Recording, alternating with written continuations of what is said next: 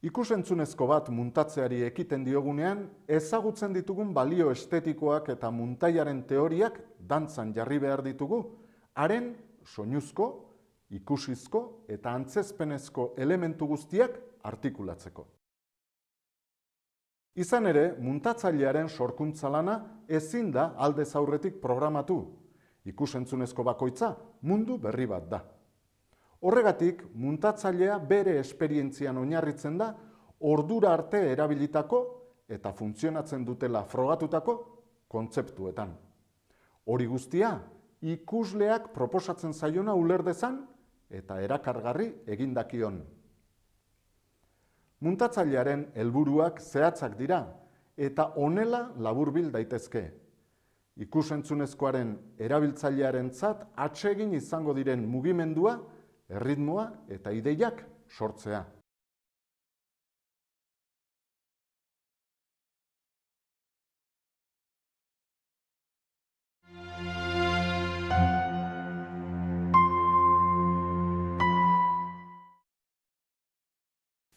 Muntaiaren justifikaziorik oinarrizkoena honako hau da. Prozesu mental bat erreproduzitu beharra. Prozesu mental horren bitartez, irudi bat beste bati darraio, arreta puntua aldatzen dugulako. Kale baten ertzean, bira egiten dut eta ganberro bat ikusten dut, zeina inork ikusten ez duela pentsaturik, harri bat botatzera doa leiho baten kontra. Harria botatzen badu, nire begirada leihorantz zuzenduko da kolpearen ondorioak ikusteko. Jarraian, pertsonaiari begiratuko diot haren erreakzioa ikusteko. Han nagoela konturatzen bada, burlaizez begiratuko dit. Ondoren, beste alde batera begiratuko du, espresioa aldatuko du eta alde egingo du iesi. Atzera begiratzen dut haren iesaren arrazoia aurkitu nahian, eta ikusten dut polizia bat agertu dela kale ertzean. Eszena hori pantailan honelakoa izan daiteke.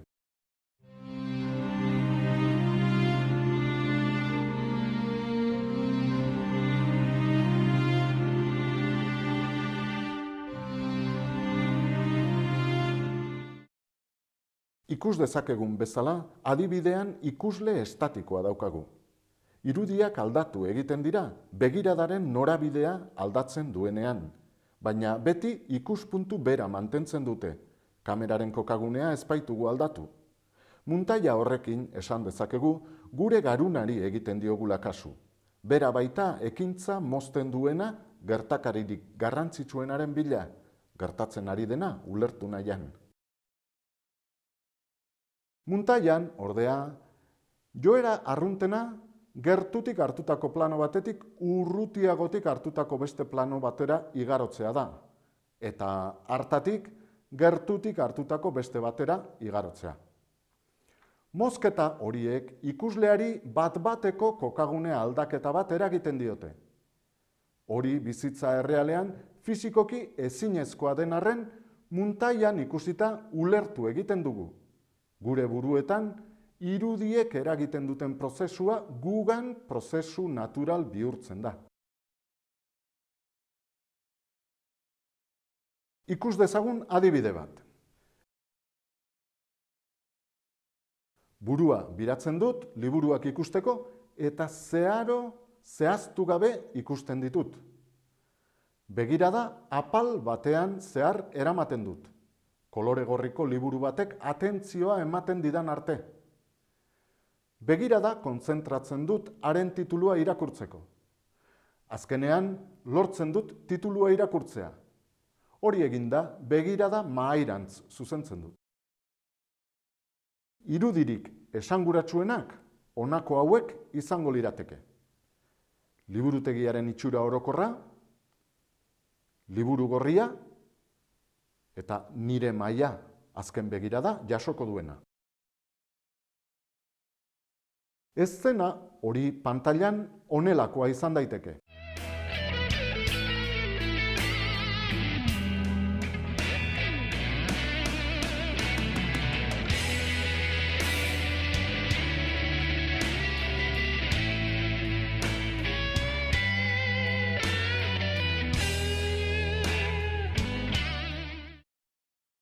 Bi sekuentziak ikusita, hainbat konklusio interesgarri atera ditzakegu. Lehenengo adibidean, kamerak ekintza osoa enkuadratzen du, kokagune beretik.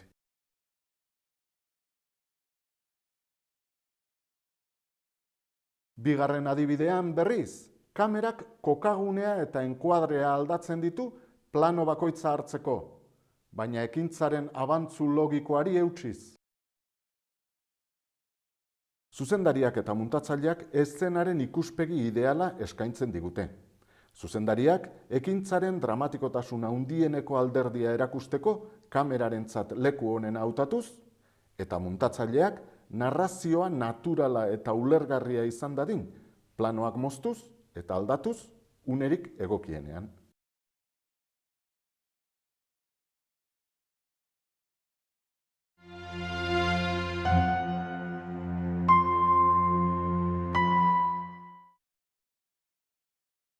Kamerari ipinitako objektibo motak eta kameratik ekintza gertatzen den guneraino dagoen distantziak hainbat plano mota lortzeko aukera ematen dute.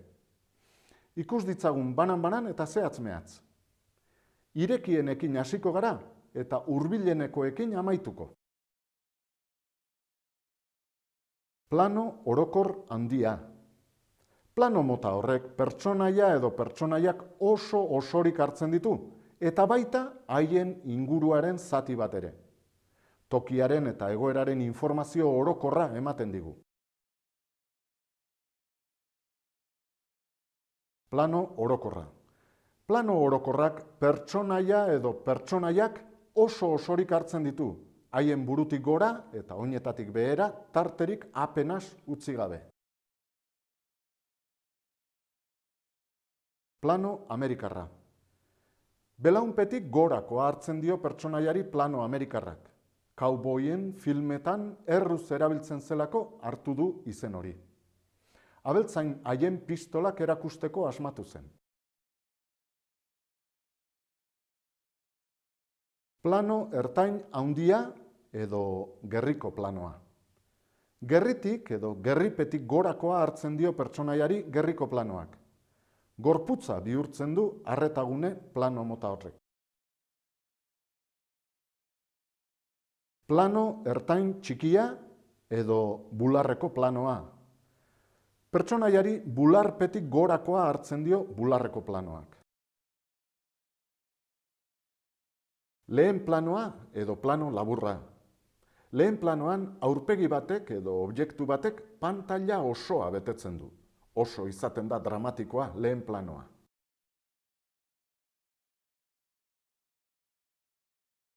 Lehen plano txikia edo detaileko planoa.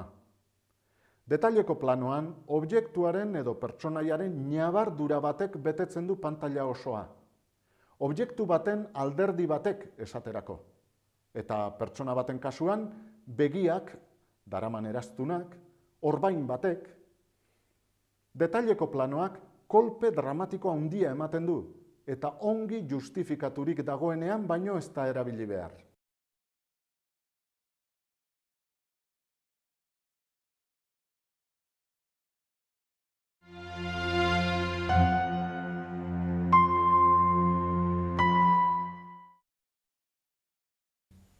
Bi aktore hitz egiten ikusten ditugunean, tenis partida bat ikusten ariko bagina bezala egoten gara. Begirada, aktore batengandik, bestearengana mugitzen dugu haien hizketaldiaren erritmoan. Esan dezakegu, bien artean interes lerro bat sortzen dela. Lerro hori, ekintzaren ardatza deitzen duguna, bi aktoreen begiradak lotzen dituen irudizko lerroa da. Bi aktoreak bata bestearen aurrean daudenean, eserita edo zutik, ekintzaren ardatza ezartzea oso da erraza. Aktoreak normalean bata besteari begira egoten baitira. Baina zer gertatzen da aktoreak bat zutik eta bestea eserita daudenean bakoitza alde batera begira? Edo bi aktoreak bizkarrez bizkar daudenean? Halakoetan nora begiratzen dugu? aktoreen buruetara noski. Haiek adierazten dute gertatzen ari dena. Haietan bilatzen dugu hitzezko erreakzio bat. Begirada adierazgarri bat. Beraz, esan dezakegu aktoreek elkarri begiratu ez begiratu, eserita egon alazutik, haien buruak lotzen dituen irudizko lerroa izango dela, ekintzaren ardatza zehaztuko diguna. Ekintzaren ardatza ezarri ondoren, eremua bitan zatitu dugula ikus dezakegu. Ardatzaren alde batetik begiratuta, eskuinean ikusten duguna, ardatzaren beste aldetik begiratuta, ezkerrean ikusiko dugu. Gertakari horri, ardatz jauzia deritzo. Ikus-entzunezkoen mintzairaren urrezko arauetako batek zera dio. Ikuslegoa ez nahazteko, ez da inoiz ardatz jauzirik egin behar. Izan ere, ardatz jauziak aktoreen dantza ero bat sortuko luke, eta ekintzaren garapena arretaz jarraitzea oztopatuko.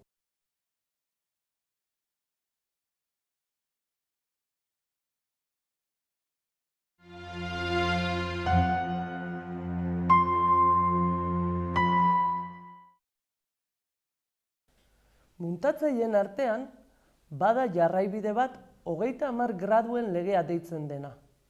Delako jarraibideak zera esaten du. Kameraren kokagune beretik hartutako eta antzeko enkuadrea dauzkaten bi plano, ez dira jarraian muntatu behar.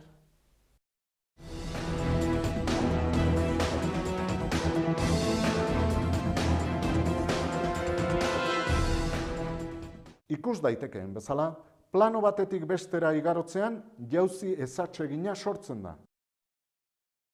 Arazo hori saiesteko, filmazioan kamera 30 gradu mugitzea aski izaten da. Hortik datorkio jarraibideari izena.